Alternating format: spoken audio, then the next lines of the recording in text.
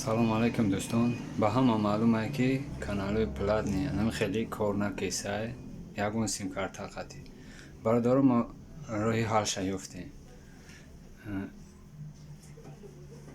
سیم کارتو یکون تاش کار نکیسم برادر رو. این سبب ما روی حال یافتیم.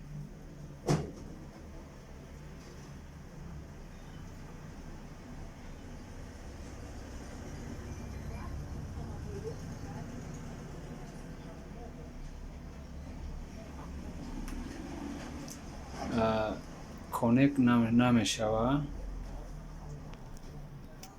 بعضی سپر اوپن бокс да соединен. Наконец-то сдалась.